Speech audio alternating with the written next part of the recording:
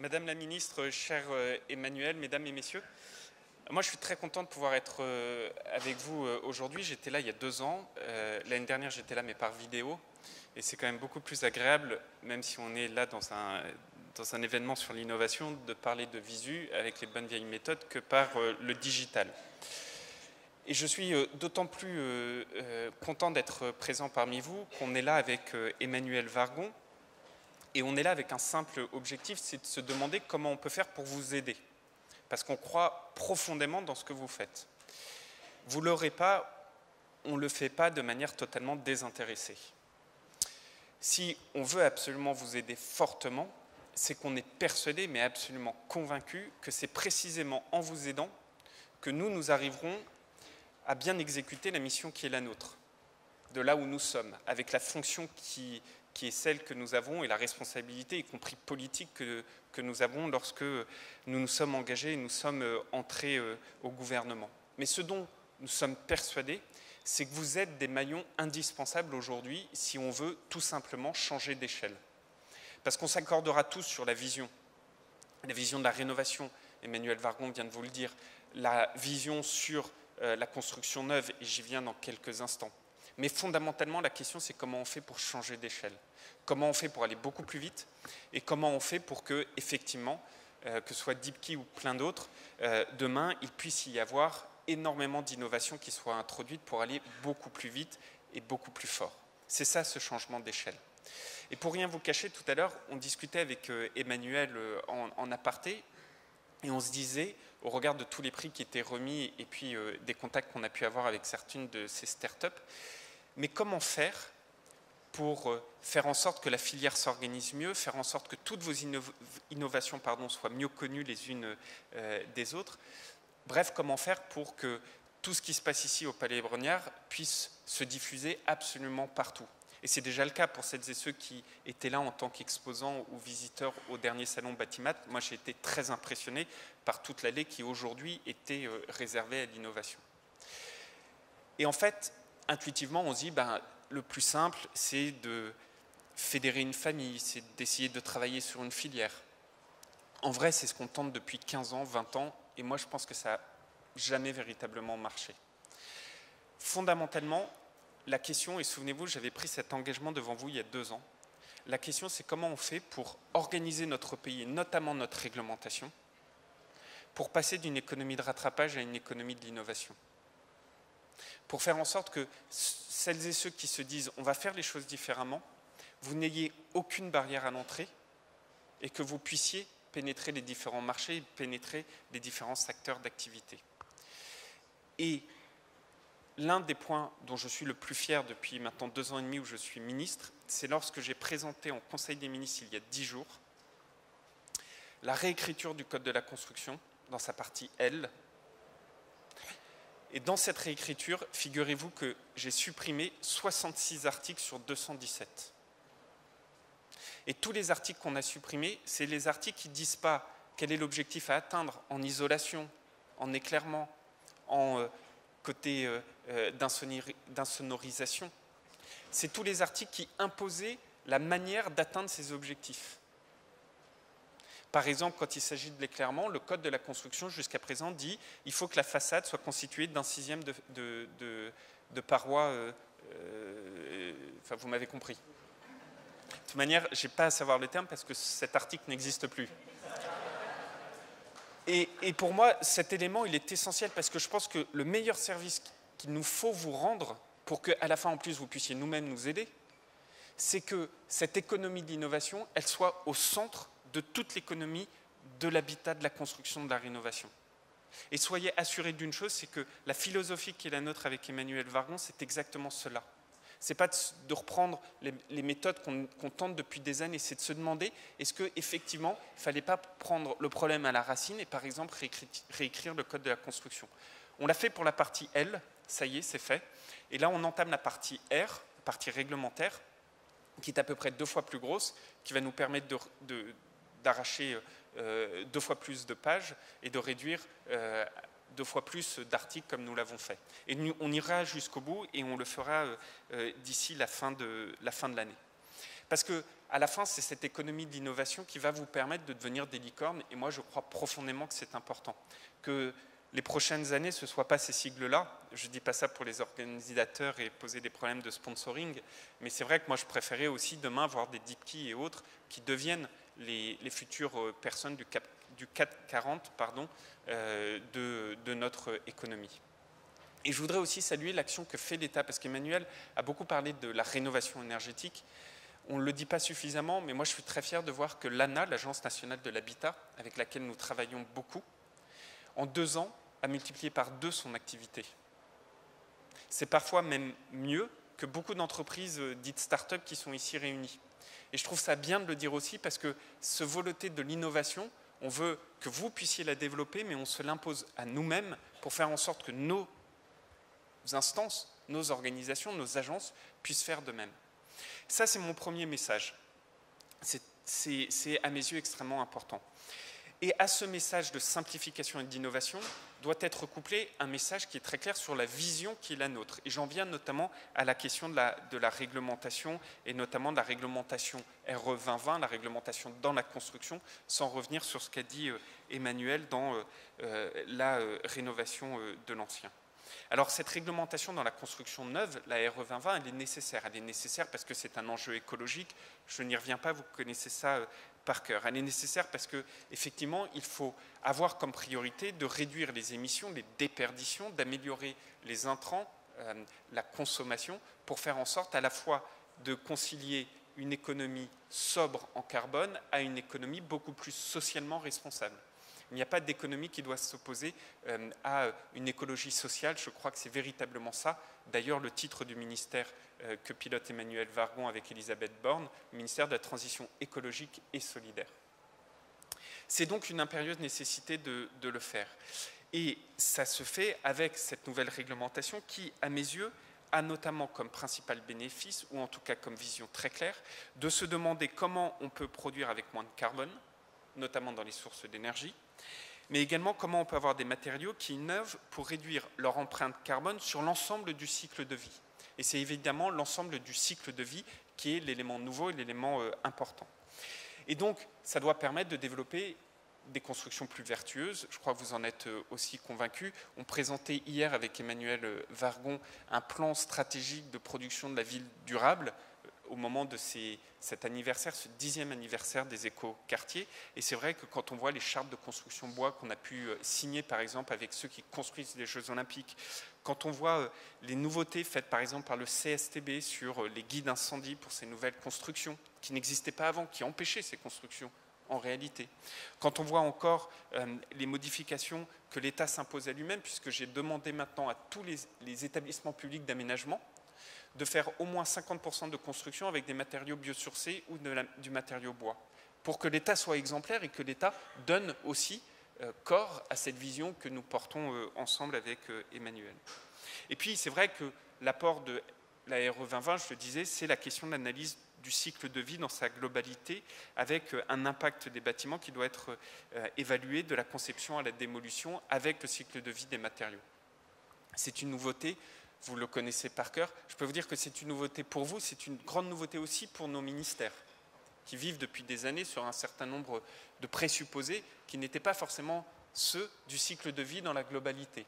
Et ça montre aussi à quel point on veut faire évoluer les choses. Et je voudrais, à ce moment de mes propos, remercier les professionnels que vous êtes, parce qu'il s'avère que toute cette réglementation, avec l'expérimentation plus c'est moi, tout cela fait suite à des heures et des heures et des heures de travaux, avec beaucoup d'entre vous. Je voudrais remercier notamment Alain, mais beaucoup d'autres, des parlementaires. Marjolaine était avec nous tout à l'heure, je ne sais pas où est-ce qu'elle est, mais beaucoup ont travaillé pour pouvoir rendre possible cette montée en puissance de cette réglementation. Alors aujourd'hui, on rentre dans une phase essentielle de la réglementation, avec notamment le choix des indicateurs et des niveaux de performance à fixer. C'est une étape qui est essentielle parce que c'est une étape qui doit nous permettre à la fois d'évaluer les effets des règles qu'on pourrait mettre en place, à la fois de se demander comment on transforme notre mode de faire, mais en se disant qu'on se fixe des trajectoires crédibles. C'était ça d'ailleurs la nouveauté du décret tertiaire et ce qu'on a modifié par exemple dans la loi Elan, dans le décret tertiaire, c'était de permettre d'avoir des trajectoires crédibles et donc que chacun puisse se l'approprier. Et tout cela, tous ces résultats, toutes ces règles, moi je pense en tout cas qu'en termes de méthode, c'est extrêmement essentiel de les rendre publics avec une concertation, que ce soit au sein du Conseil supérieur de la construction et de l'efficacité énergétique, auquel plusieurs d'entre vous appartiennent, ou à d'autres. Alors, c'est clair que cette étape, le moment où on choisit les indicateurs, on fixe les règles, ça suscite beaucoup d'interrogations, parfois des inquiétudes. Je le sais parce que je le vois au nombre de mails qu'on peut recevoir ou au nombre de personnes qui ont pu me le dire dans les travées de ce beau palais Brognard depuis que j'y suis arrivé. Et notamment, il y a plusieurs points qui se sont cristallisés dans les débats depuis quelques semaines. Il y a notamment la question des paramètres qu'on utilise pour la réglementation. Je vous prie de bien vouloir m'en excuser. Au bout d'un moment, ces paramètres atteignent moi-même la limite, j'ai beau être ingénieur, de mes compétences, mais je peux vous rassurer, nous sommes équipés d'une batterie d'experts encore plus ingénieurs que je ne suis ingénieur, qui eux comprennent à chaque fois toutes les revendications ou inquiétudes que vous faites remonter. Soyez-en assurés. Mais ce que je note, et en tout cas la vision politique qui est la nôtre, c'est que le sujet aujourd'hui, pour moi, et je voudrais être très clair dessus, ce n'est pas le paramètre en tant que tel. Ce n'est pas le niveau du paramètre en tant que tel. Le débat qui importe, et le débat qui est le seul qui conduira aux décisions que nous prendrons avec Emmanuel Wargon, Elisabeth Borne et moi-même, c'est le niveau d'exigence que nous fixerons sur la consommation et sur les émissions. C'est ça qui importe. Et puis le deuxième élément, c'est que ces paramètres, ils n'ont pas été fixés pour d'autres raisons que pour faire les simulations, parce que quand vous faites des simulations, vous êtes bien obligé de partir de paramètres. Ça, je crois que tout le monde le comprend d'ailleurs, et que toutes ces simulations sont en consultation, notamment dans le cadre de la programmation pluriannuelle de l'énergie, et qu'à toutes ces consultations, tout acteur souhaitant y participer est le bienvenu. Et je tiens à préciser ces deux points parce que face à ces inquiétudes, je crois que c'est très important d'avoir un discours très clair là-dessus. Alors il y a un deuxième sujet d'inquiétude qui porte sur le bilan énergétique sur le bâtiment, le fameux indicateur BEPOS. D'ailleurs, quelqu'un l'a évoqué tout à l'heure, si ma mémoire est bonne. Avec la question de savoir est-ce qu'on peut, quand on compte l'énergie, compter ce qui entre et soustraire ce qui est produit à l'intérieur. C'est des débats sans fin, des débats qu'on connaît depuis longtemps, des débats qui, si ça peut vous rassurer, animent aussi beaucoup les parlementaires. On l'a expérimenté chacun à notre tour avec Emmanuel Wargon dans la loi transition énergétique ou dans la loi Elan. Et là aussi, je voudrais partager avec vous deux réflexions. La première réflexion, c'est sur notre objectif à tous de stabilité du cadre. D'autres l'ont dit, et monsieur le directeur général de l'AFPI, vous l'avez dit tout à l'heure, la RT 2012 a eu un certain nombre de conséquences sur le secteur de la construction. Et on le sait. Et donc aujourd'hui, il y a une vraie question qui est la stabilité du cadre avec des performances et de recours à des indicateurs qui sont déjà connus, parfois appropriés dans le cadre de la RT 2012. Et donc la question de prendre de nouveaux indicateurs est posée, elle est posée, mais je pense qu'il faut, au moment où on prend les décisions finales, avoir toujours en tête qu'un peu de stabilité, ça ne fait pas toujours de mal.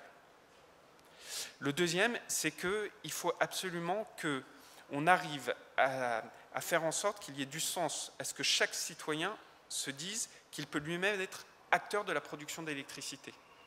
C'est un sujet qu'on évoquait encore avec Alain Mogard il y a quelques instants. C'était d'ailleurs le sens du Grenelle de l'environnement il y a quelques années, de se demander comment, moi, consommateur, je peux être acteur. Et je crois que ça, c'est un élément qui est essentiel. Parce que d'ailleurs, la transition écologique, elle ne se fera pas entre personnalités politiques et acteurs économiques. Elle se fera ou elle ne se fera pas en fonction de l'adhésion démocratique, pas sur le sujet, sur les actes au jour le jour. Et je crois que nous, on a collégialement là aussi une responsabilité dans le cadre de ces nouvelles réglementations à faire en sorte que le consommateur puisse devenir acteur. Et que ça nécessite très certainement d'avoir des indications. Et se pose notamment la question des labels à ce titre. Beaucoup en ont discuté depuis longtemps d'ailleurs. Beaucoup sont venus me voir en me disant il faut réfléchir à la question.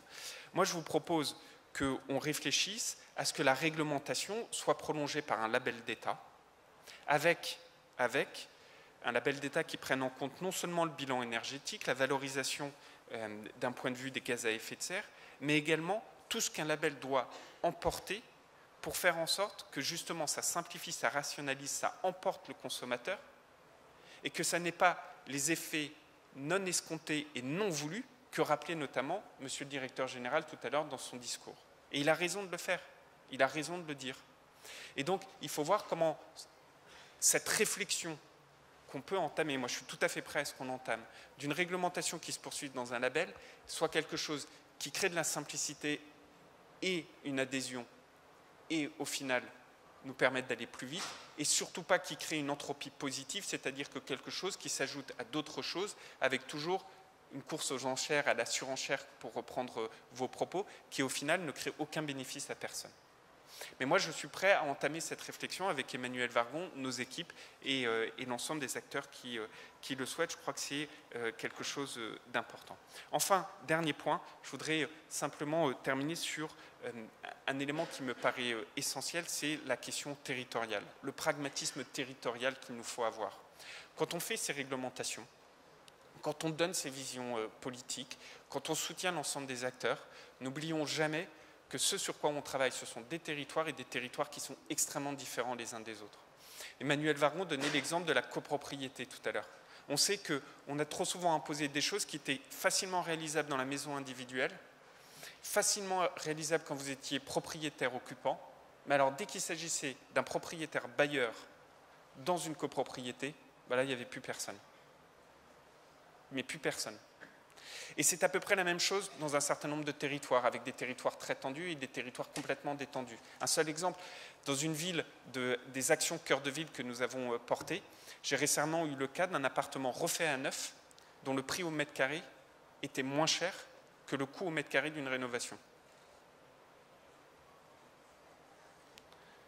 Et là, vous vous dites que notre approche, elle doit être purement territoriale parce qu'aucune innovation ne permettra de le faire si ce n'est une innovation dans une approche globale, c'est-à-dire une création de valeur sur l'ensemble du territoire et pas uniquement une approche sur le bâti d'un seul spectre logement. Et ça renvoie notamment à une expérimentation qu'on est en train de lancer avec Emmanuel Wargon, de se demander, et l'ADEME, de se demander comment des territoires plus c'est moins peuvent être faits à titre expérimental dans les prochains mois pour justement penser au niveau quartier et pas uniquement au niveau logement. Et je crois que c'est extrêmement là aussi important. Bref, plus d'innovation, une vision politique très claire avec une réglementation mise à la disposition de la vision politique et pas l'inverse.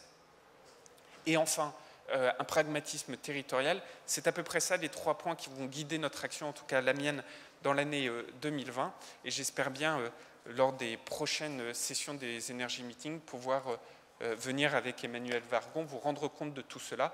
D'ici là, continuez à être innovants, continuez à prospérer, soyez les licornes, non pas de demain, mais d'aujourd'hui. C'est le plus grand service que vous pouvez rendre à tous nos concitoyens. Un immense bravo à vous tous.